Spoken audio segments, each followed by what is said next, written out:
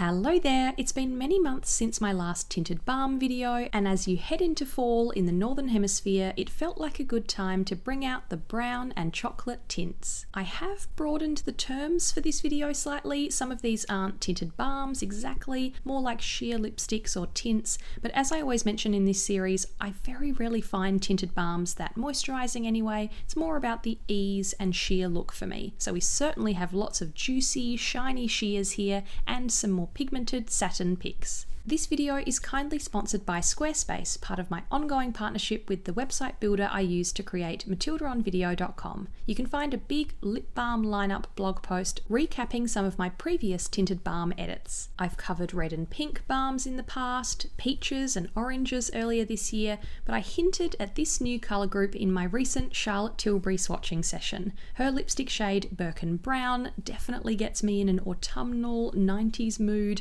I think a lot of people avoid brown lip colours for that reason. They think it's too 90s or flat, but sheer browns can just slightly deepen your lip colour and actually look very natural. So let's dive in and take a bite out of these milk chocolate, soft brown and brownie berry tones. Starting with a sheer shiny group that will give your lips a nice glow. Bobbi Brown's Crushed Shine Jelly Sticks were a welcome addition to the Crushed family, designed to be a sheer popsicle tint with soft shine. The formula includes hyaluronic acid and fruit oils and has the same crushed citrusy scent. So easy to swipe on for a slight tint and a light, comfortable feel. I reach for honey very often. It's described as a slightly pink beige, but I think of it as more of a caramel with a pinch of pink in it. This new Dior lip glow shade popped up in my everyday makeup routine this month. Mahogany arrived when Dior reformulated the range this year, transforming their iconic colour-changing peppermint-scented balm from a texture I always found a bit sticky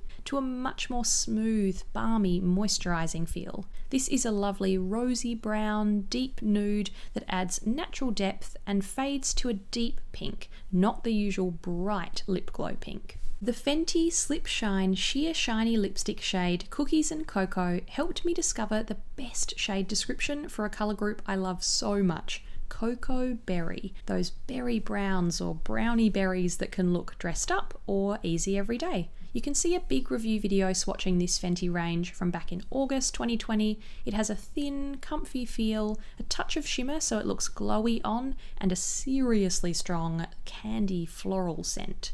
Undone Beauty's Light On Lip formula is described as a balm lipstick hybrid made with aloe and coconut oil and light reflecting pigments to give the appearance of more voluminous lips. The shade Berry Glow is called a sheer cool raspberry, but this is a straight up chocolate berry tint to me. Maybe a chocolate coated raspberry instead. It has a very thin, slippy, almost oil-like texture, but is nicely pigmented, and a tiny bit of shimmer gives it a glowy look like Fenty without the fragrance. One of my favourite balm discoveries this year was the Persona Cosmetics E-Balms. As I mentioned earlier, usually not expecting tinted balms to feel moisturising or nourishing. I'm more into the tint itself, but this formula ticks both boxes. I love this warm milk chocolate shade Gratitude, and with vitamin E, hence the name E-Balm, shea butter, avocado and jojoba oils, it feels buttery and cushiony with a yummy cocoa vanilla flavour.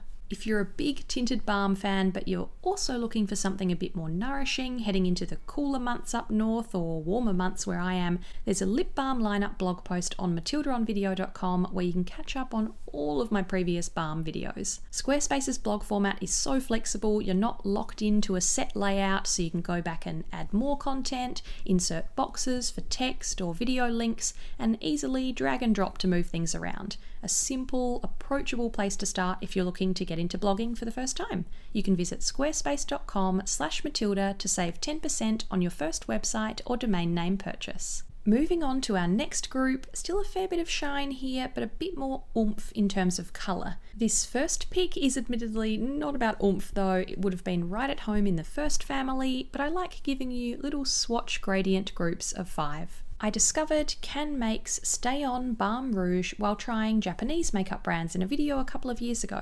This formula came very highly recommended by viewers and doesn't have a slightly tacky, sticky feel like a lot of Korean balm and tint shades I tried in separate episodes. These are balmy, glide on and leave a very subtle wash of colour. The shade T04 Chocolate Lily is a lovely, entry-level, gentle, warm brownie berry. Fresh sugar tinted lip treatments are a compulsory inclusion, but I have grave fears for this famous filmy, citrusy formula all of a sudden.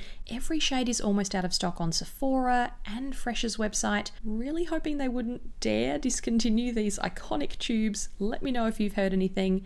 This shade Spice is still available on Cult Beauty. It's more of a spiced, rosy, peachy nude, but it's the closest they come to a brown in this range. Colourpop's Just a Tint Twist Up Lip Crayons create nice sheer but buildable colour in a great shade range, and they're $8. Cherry Pickin' has nothing to do with cherry or red. It's described as a sheer honey nude, and it's quite a toasty one for fall. These have a nice glossy finish, a lightweight feel, good punch of pigment for a sheer product, and a strong, super sweet fruity scent. Doesn't bother me, but definitely worth noting.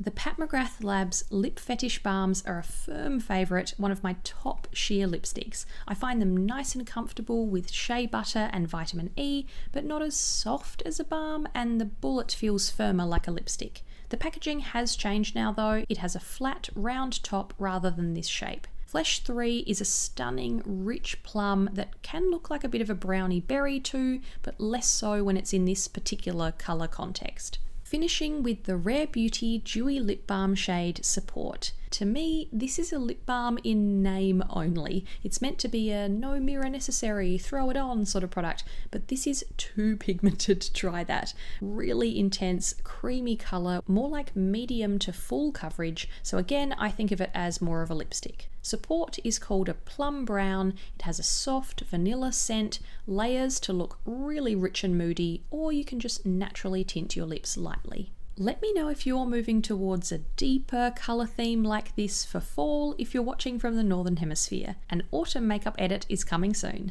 Did you spot any favourite formulas here or brown tints that might tempt you? I'd love to hear which balm colour groups you'd like me to cover in future. Berry might be next on the mood board.